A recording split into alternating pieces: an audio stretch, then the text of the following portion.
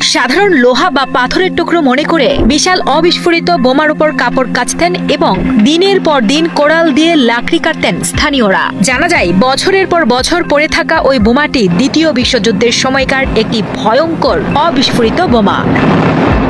কক্সবাজারের রামুতে প্রকাশ্যে এসেছে এমনই এক রোমহর্ষক সত্য।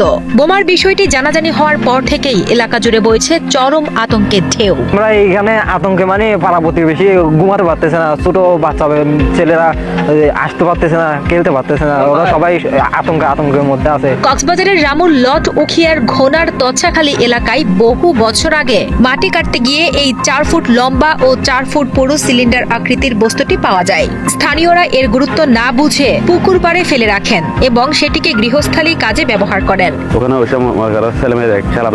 সম্প্রতি ইতিহাস গবেষক ও আইনজীবী শিরূপন বড়ুয়া বস্তুটির ছবি তুলে সামাজিক যোগাযোগ মাধ্যমে প্রকাশ করলে শুরু হয় আলোচনা। প্রবীণদের ভাষ্যমতে এটি সেই সময়ের কোনো যুদ্ধ বিমান থেকে পড়া অবিস্ফোরিত শক্তিশালী বোমা। ছোটবেলা থেকে শুনেছি যে আমাদের রামু উপজেলার লট উখিয়ারগোনা নামক একটি জায়গাতে দ্বিতীয় বিশ্বযুদ্ধের একটি অবিস্ফোরিত বোমা আছে। আমি যা দেখলাম আর কি, আসলে একটা বোমা সদৃশ একটা বস্তু।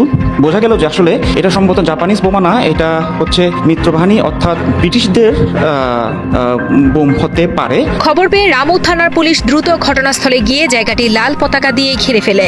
বর্তমানে সেনাবাহিনীর বোমা বিশেষজ্ঞ দলকে বিষয়টি অবহিত করা হয়েছে। তারা পরীক্ষা করে দেখবেন 4 ফুট লম্বা এই মরিচা ধরা বোমাটি এখনো কতটা সক্রিয়। দীর্ঘদিনের এই বিপজ্জনক সঙ্গী থেকে মুক্তি পেতে গ্রামবাসী এখন দ্রুত এটি সরিয়ে নিয়ে নিরাপদ স্থানে নিষ্ক্রিয় করার দাবি জানান।